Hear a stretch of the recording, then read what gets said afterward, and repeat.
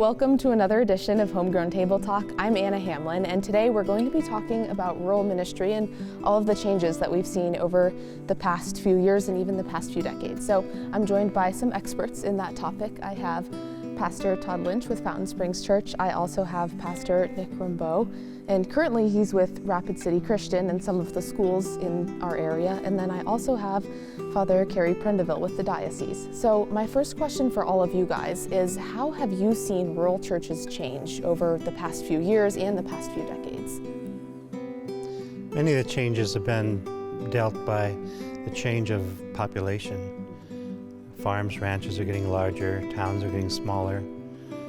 People have better cars, they can get to church more easily, they can drive farther for them. We've seen a lot of that. We're currently in the process of the Diocese of Strategic Planning to try to make sure that with the resources we have, we can serve them in the best possible way, which will involve everything that the church has available locally, their resources coupled by the resources that our diocese can bring to them. So it's an interesting process. Myself, I've seen parishes wane and get smaller, but not necessarily lose the service spirit, that they've continued to reach out and so forth. And I know that you have a lot of experience with a rural, more community-style church. What was that like? I spent 14 and a half years out at Nemo Community Church, and one of the big changes that's happening is the population is aging. And younger people that move in the area, well, because like you said about transportation, they'll tend to go and look for bigger churches with more programs happening. And so it's a particular challenge for these churches with aging congregations to sustain themselves.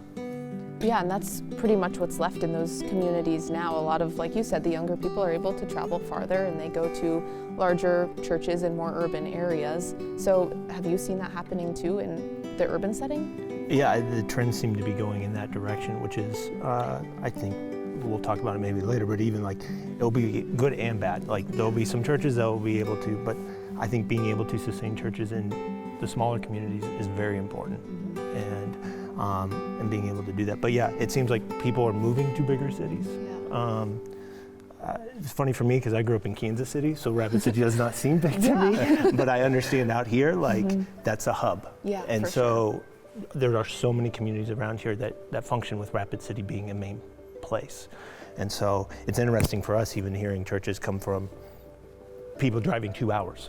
Right. Just while we're getting our groceries, we might as well go to church too. And so I'm looking at that going, that's an interesting dynamic, because it's also like, let's say that's their home church. Well, it's 2 hours away. So if something were to happen, it makes it really hard to be more the shepherd pastoral piece in some of that. And in these more rural churches, you guys did mention with, an aging population and things like that, do you think that maybe more youth engagement would help in those areas, or is it just that youth tend to be more mobile? We tend to use more technology to serve the young people. We can get resources from Catholic sources like Formed, which has a big online presence, and can unite them to other young adults and certainly teachers that would surpass my skills. And we also do a lot to bring them into larger groups in the diocese, come together for rallies. And we tend also to do things with other denominations in the small communities, so that if one group is offering something that is helpful or interesting to another group, they would work together and put something on together, like a vacation Bible school or something. And we found in our areas, we had a large homeschooling community there, and so that was our main way of reaching out to the youth in the area, was to provide additional schooling that, like I would bring a science teacher all the way up to our church because a lot of parents struggle with teaching science. Yeah. And if we could offer them something like that, that at least gave them us a connecting point with them. And what about at Fountain Springs? One of the things that we do is offer like online stuff for kids ministry. Yeah. So then that way, for wherever they may be at, be like, well, hey, at least my kids can experience God in some way and hear the gospel in that kind of way. And so offering that, because I know sometimes the tougher part is when you don't have a church that you can go to in the sense of them being able to offer kids ministry. Mm-hmm. Well, then it's kind of like, man, I want my kid to experience that, or I want my teenager to experience something. And so we're working at trying to be able to offer that on at least from a technology standpoint, they can experience it that way. I think everyone would agree that every church has its own flavor, and certain things it has to pass on, to be true to its character and so on.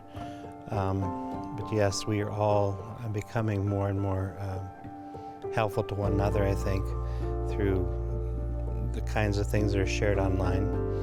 I, for instance, during COVID had to call, was privileged to call, people from other denominations saying, how can I get my mass to my people? And so they gave me some good suggestions. And we were very far behind in anything like that. And most of our churches aren't designed to provide that either. So it's been a technological challenge. But yeah, sharing expertise is always helpful. One of the things we also did during COVID, just going off of that, is we shared our space.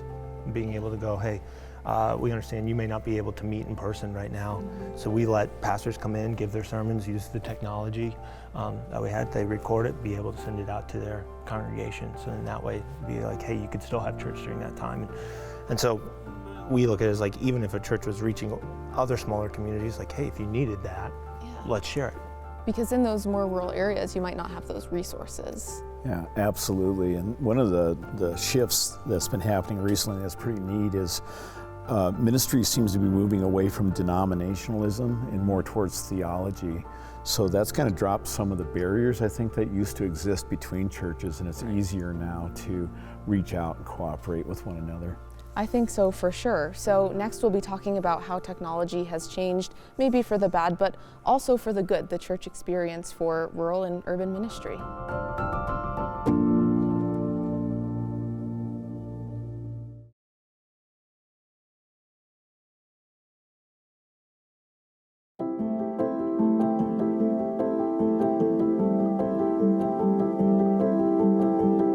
Welcome back. We're going to be discussing the influence that technology has had on rural ministry. So I want to start off with maybe the bad so that we can finish with the good. How do you think that maybe technology has been a detriment or maybe even degraded some of those connections in rural ministry?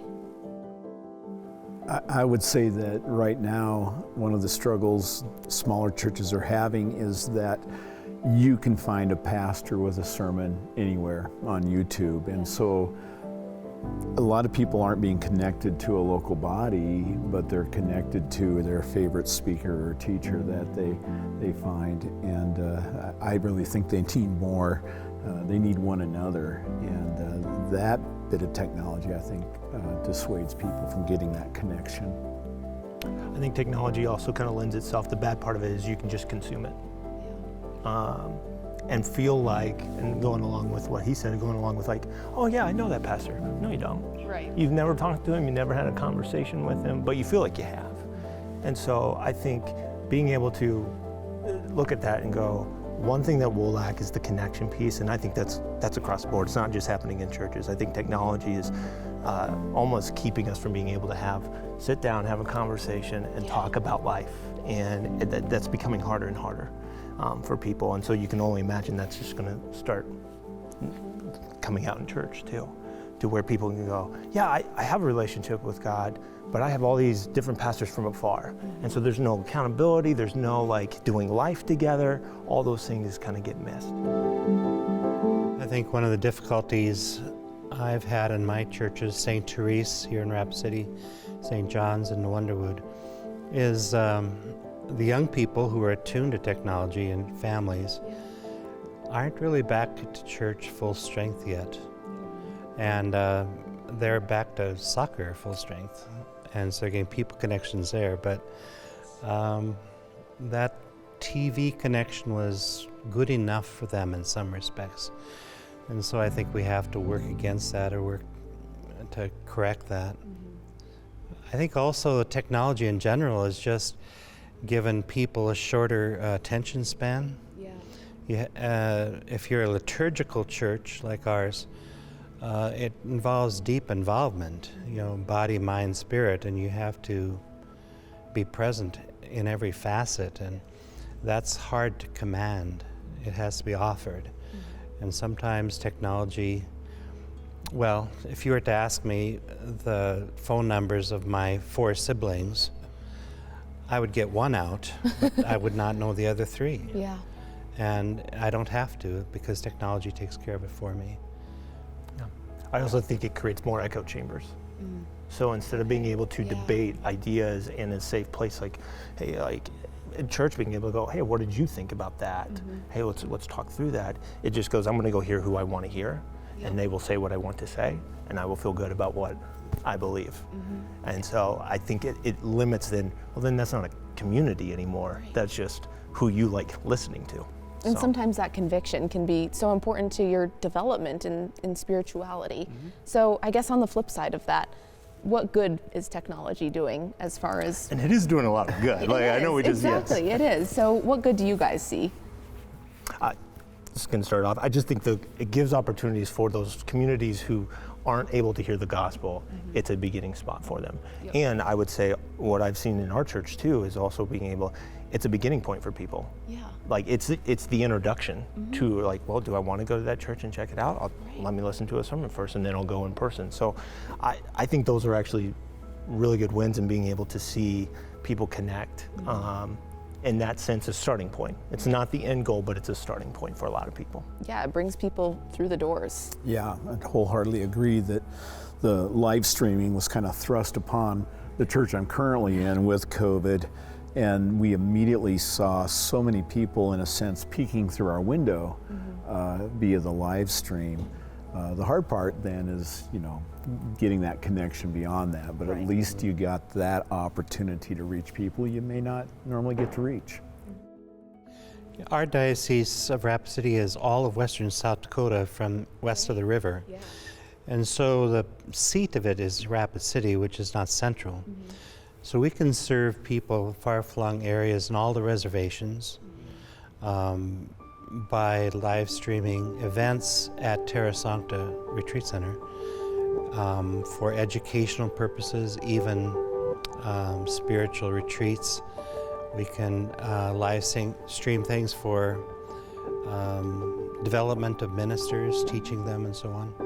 And it's been very successful. And they can create deaneries or area-wide places to come and participate and listen and discuss, or they can do it right in their own parishes. And I think the other piece of it, like he brings up, is like there's a knowledge component that now you can consume so much of it. Like and be like, hey, I can learn and grow in that sense. And it's a connection point at the beginning. And so I think those two things at least lends itself to being able to go, hey, those are wins. That we can, someone can't make it. It used to be if someone can't make it, it'd be like, suck. Like, do we still have the group? Do we still do this? Like, now it's like, well, hey, just watch it online. And that's a benefit. The smartphone, one of the things I saw happen teaching youth was when kids showed up with their smartphones and they had a Bible program in it. And at first that kind of bugged me. Until I had a kid use that program to check the Greek on me. and I thought, that is really neat. I mean, they're holding me accountable that I'm teaching, and they have a tool that enables them to do that. So that's where this old dog had to kind of learn a new trick and realize what a great thing we have there.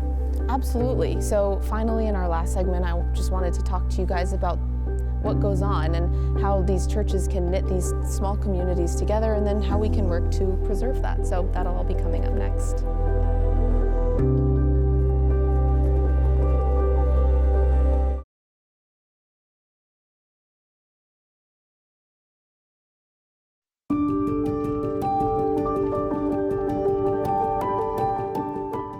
Welcome back. I wanted to finish this off by asking you guys what exactly the role of the church is in these rural communities. I know sometimes it's the main gathering place for the week. Is that the case that you guys have experienced?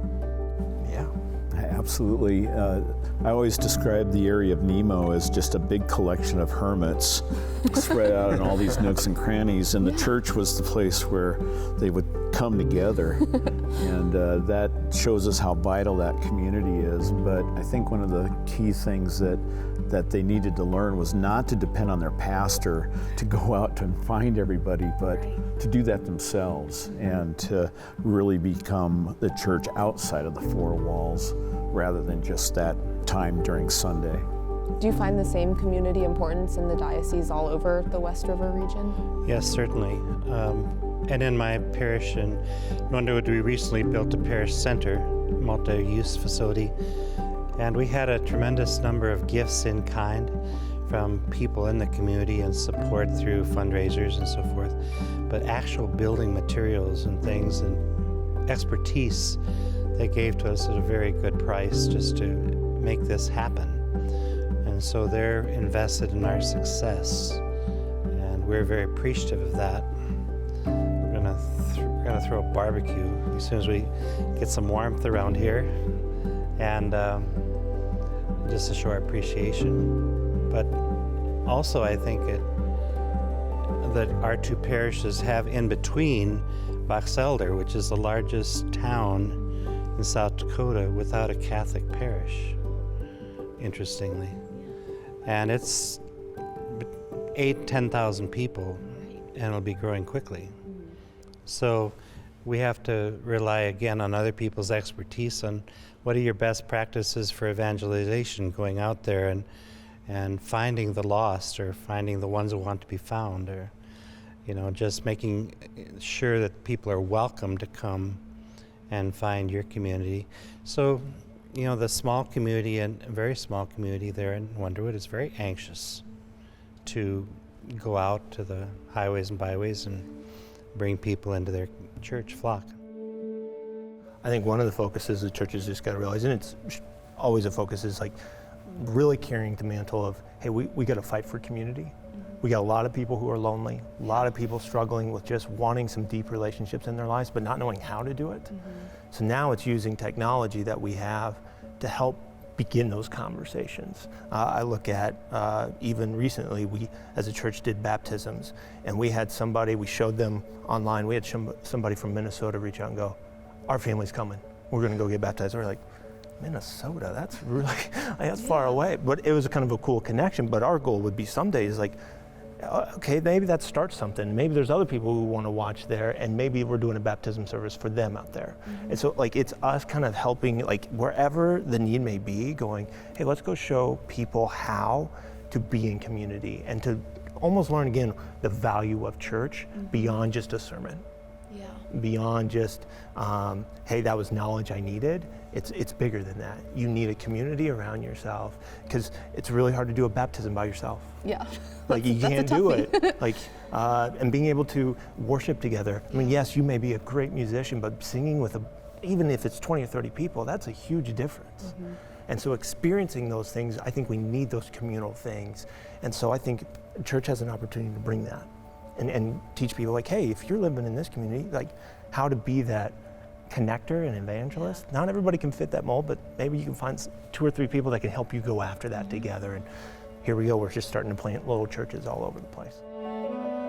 Playing off what you just said there, at the turn of the century, evangelism was done with the big crusades, Billy Graham and that, and that's a thing of the past. Now, evangelism's done by equipping the people of the church community to go out and sit and have a cup of coffee with somebody, build relationships, earn the trust, so that you can speak into their lives about things that really matter. And like you say, I think especially with COVID, people are realizing how lonely they are, how isolated they've been. I think people are hungry for real conversations and authenticity. And if we can train up our people to go out and be the evangelist, to be that connector, I think that will sustain our churches. So in urbanization then, do you think maybe part of the solution is using those urban centers to reach out and kind of satellite off and re-reach those rural areas that people might have moved away from? Is that a possibility? I think it's already happening. As you hear what the Catholic Church is doing, like it makes a ton of sense of like they're just, hey, let's go, and like we got places all over, let's utilize that. And I think other denominations, other churches will have to learn the similar thing of just going, hey, how can we be a hub for so many other places? Absolutely. Outside of that. In my home county, Harding County, northwest corner of the state, there used to be 6, actually there might have been more, small churches. And a pastor would go around to them every 2 weeks, get them all seen every 2 weeks or so. But, as the roads got much better, I think they went down to 4, and 4 was just fine. And now with the lack of population in the county, and there's still many young people and children up there, but they've gone down to, I think, 3. So careful planning makes sure that no one gets left behind, and you develop the community sense that the churches we have open and the community that you have there is more important than nostalgia for the past. So you give up something you loved in order to keep something going that is serviceable to others and that you can love because you're serving Christ in the community. My little parish is still open, St. Isidore the Farmer in Ralph, South Dakota. Give a shout out to Ralph. No one's done it for a long time, I'm sure. But yeah. Yeah, I think maybe letting go of those things that we love and cherish, but allowing us to love and cherish the new things that come with all this growth and development, right? Well, thank you guys so much for joining me. I really appreciate it, and thank you for joining us too. Tailor rise just as well as any man.